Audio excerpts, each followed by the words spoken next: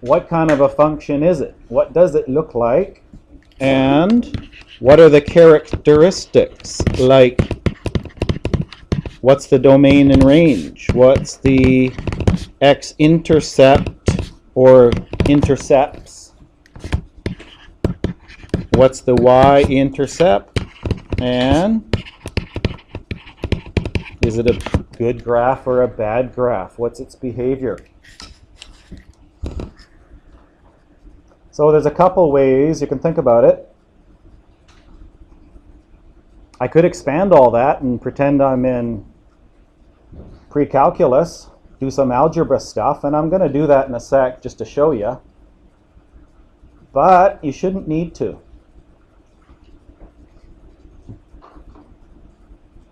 What determines the shape of a graph? The highest degree that it has. Okay? And this is a whole bunch of stuff multiplied by itself. There's a negative x times this binomial, which is an x plus 2, times that binomial, which is an x minus 1. If I multiply all that stuff, what's it going to look like? Well, the question is, what's the highest power of x that you can get from that stuff? If I take that x, it's going to be multiplied to that, and it's going to be multiplied to that, right? And it's also going to be multiplied in there to those things too, okay? So it's a bit of algebra. But when I take it and multiply it by that x, I get a minus x squared. And somewhere, somehow, it's also going to be multiplied by that x. So I got a minus x squared times another x, which is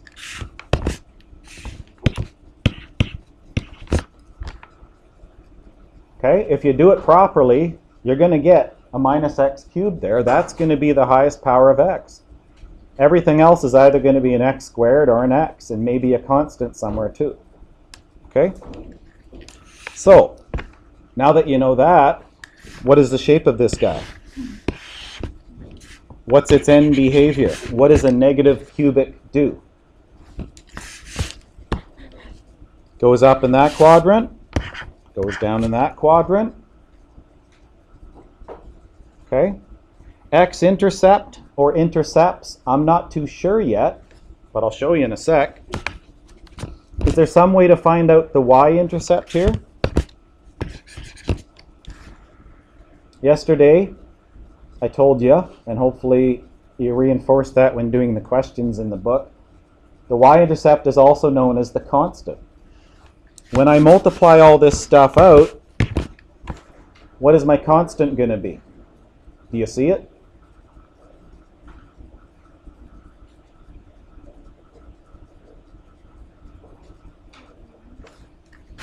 Well, some of you are looking at this 2, that's a number, that's a constant, and this negative 1, that's a constant. And when I multiply those two, I'm going to get 2 times negative 1 is minus 2, but it's also going to be multiplied by that minus x, which isn't going to give me a constant. It's going to give me an x term. So if you see it, great. But if you don't, I'll show you in a sec. The y-intercept here is a 0 because there is no constant. So that's my y-intercept. Okay? Domain and range I should be able to do without graphing this thing, which I will do in a sec. Who's got a good memory? I told you yesterday, Sarah, what's the domain and range of any cubic?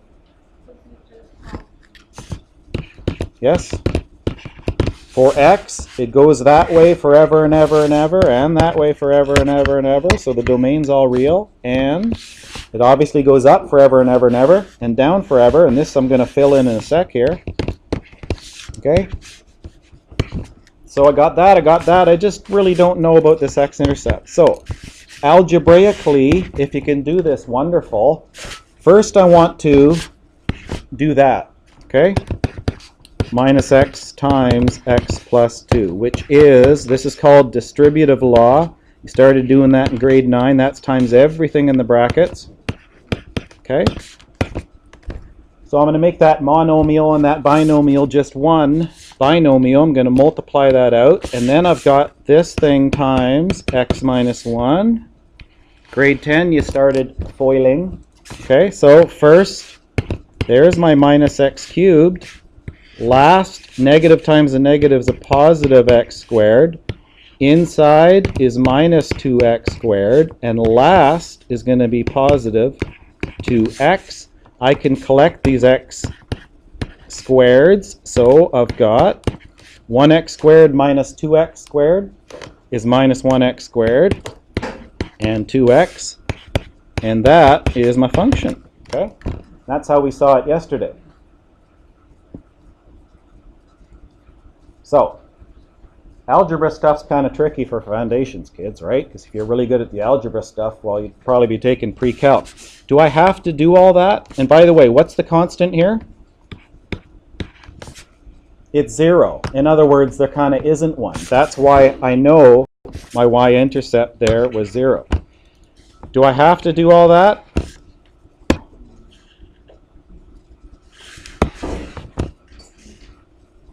Well, you tell me. If I just put that in, let me get rid of those again. Negative x times x plus 2, bracket, bracket, x minus 1. Does it graph it? Sure does. Lucky you. I'm going to let you use that. Okay, so again, end behavior, I got it right. The y-intercept looks like 0 to me in here. I got that right. The only thing I wasn't sure of was the x-intercepts, and it'd take me quite a while to actually graph that, right? That goes down like that, comes through there, and then it does look like it loops up a little bit. Can you see that from there? And if you can't, let's go 4. Just because it's something I've never done. Let's blow this graph up. Let's make it a little bigger so you clearly can see that it does bounce up again over the x-axis and go back down, okay? There it is.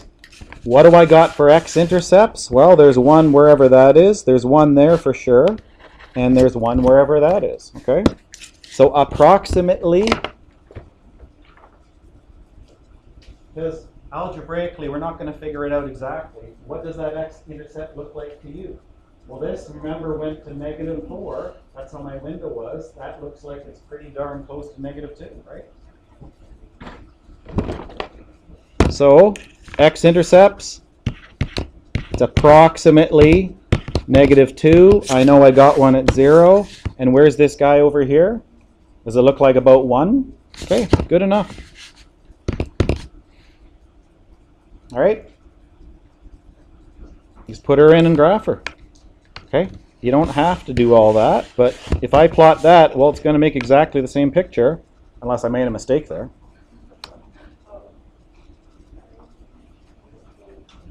Oh, okay. So, what about, let's look at this guy. They're not always going to be cubics. Hopefully this one looks like something you're a little more familiar with.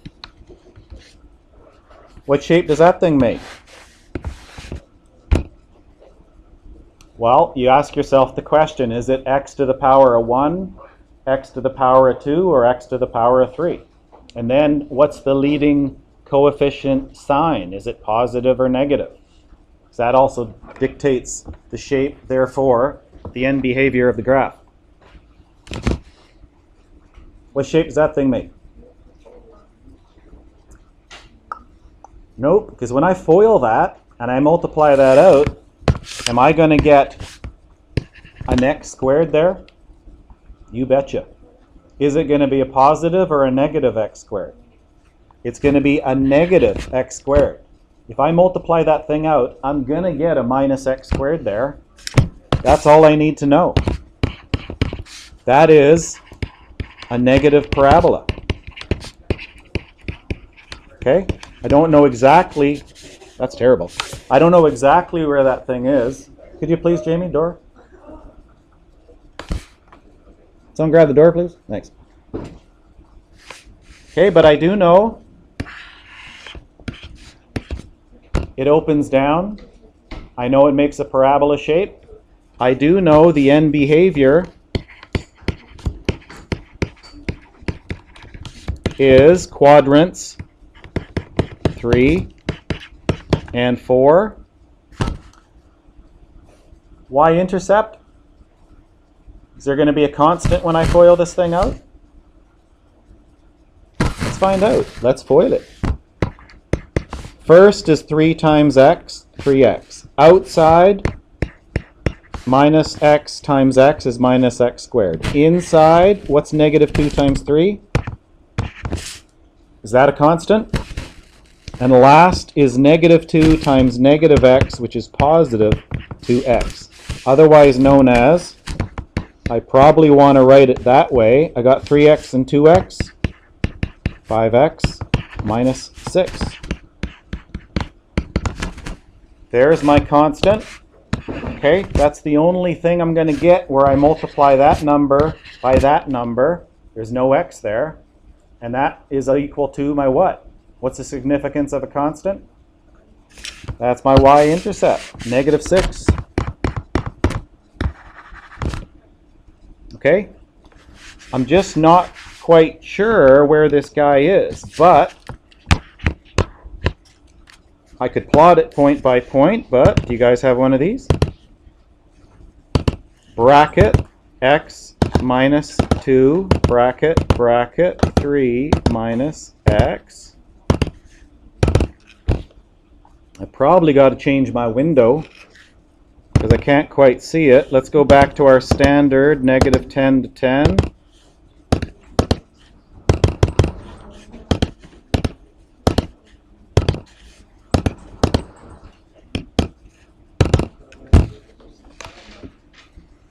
Okay.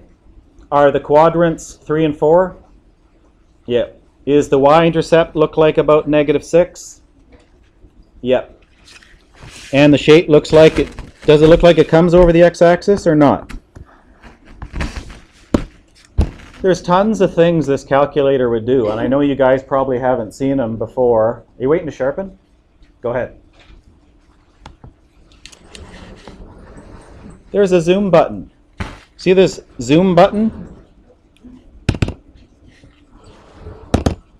When you do that, it's going to screw up your window, but I definitely do see it going over top of the x-axis. Okay? So, that really screwed up my window. I want to change that back to 4 so I can see it. If you remember grade 11, the x-intercepts were kind of easy to get if you had a couple of brackets. When is this thing 0? When x is 2. When is that thing 0? When x is 3. Does those look like 2 and 3 for x-intercepts? You betcha.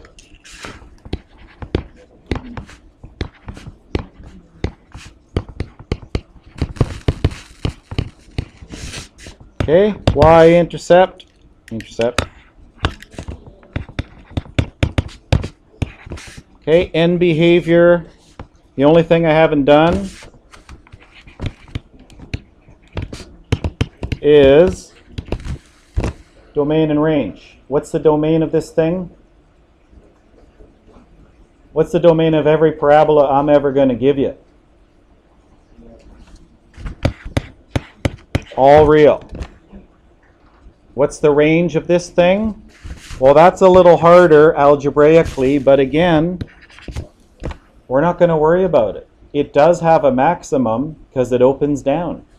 What is that point? I don't know. But the range is everything less than or equal to whatever point that is. Okay?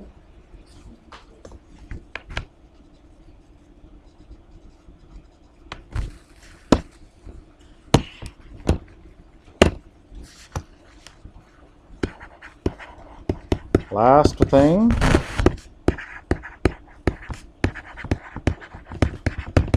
Write a polynomial. By the way, that's what all these things were. That's the name of the chapter. that extends in quadrant 2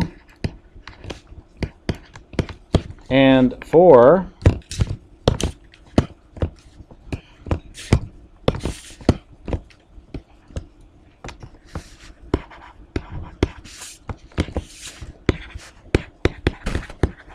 has 2 turning points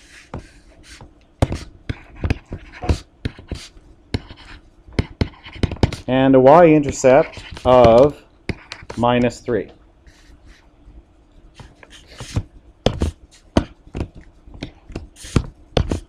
So this is kind of like a backwards question to the one I just gave you. There I showed you an equation and said find all this stuff. Now I'm giving you all the characteristics, the stuff, and saying write the equation. So the better you know this stuff, the easier obviously this is going to be, right? Quadrants 2 and 4. It goes here and it goes there. Could it be a parabola? Could it be a line? Just looking at that, yes it could. But I know it's not a line. Why? Because it has 2 turning points. So what am I left with for options? It's got to be a cubic. Positive cubic or negative cubic? Negative cubic. Because a positive cubic goes up in there and down in there, right? Okay, well, whoop. F of x is, it's got to be that.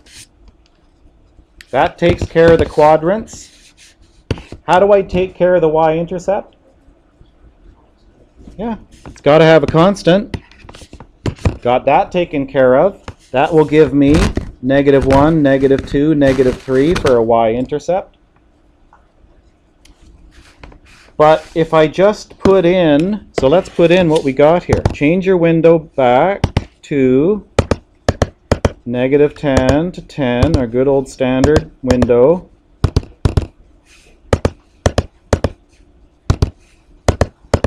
Let's put that in and see if it satisfies everything, and if it does, well, I'm done.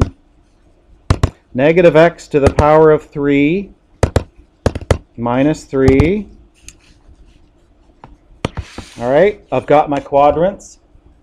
I've got my y-intercept. Does that have 2 turning points? It doesn't have any turning points. It gets going lower, lower, lower, and then just keeps going lower. It looks like it goes a little sideways, but it doesn't come back up. Okay? It's got no turning points. So I got to make this thing have some turning points. You guys don't really know how to do this, but what is missing in this equation? Do I have any x squareds? Do I have any x's? Trial and error. Let's put in an x squared and see what happens. Does it look like it's better? Let's be sure. That's 1x squared. Let's try 2x squared. Does that have 2 turning points? Sure does. Okay, what happens if you used 3x squared? Like, there's lots of possibilities here, right? That's another option. Gets even better. Could I use 4? You betcha. Could I use some other junk in there to make it work? Yes. This is one of these questions teachers hate to mark because there might be 1,000 different right answers and he has to put in every single one to see if it works. Jamie? Well, how can we answer that question?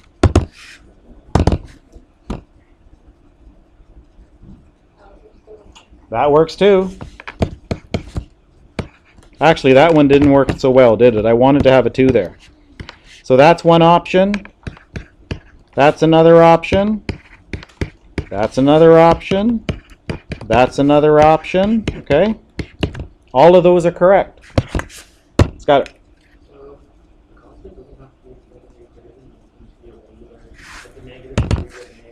No. -3 minus x cubed, oops, and then I'm going to put the minus 3x squared. It should make the exact same picture. It's just rearranged. It doesn't matter what order it's in, right? Remember? Because that's the leading coefficient. That makes the picture of the graph. It doesn't matter. Like 4 and 3, is that the same as 3 and 4? Doesn't matter what order it's in. Whether I add or subtract them, what order. It's the same function. Okay, so there's a question, a couple like that in the book. That's why I'm giving you that. 1 or 2. That's it. Page 400. 1 to 5 and 6, just A to C.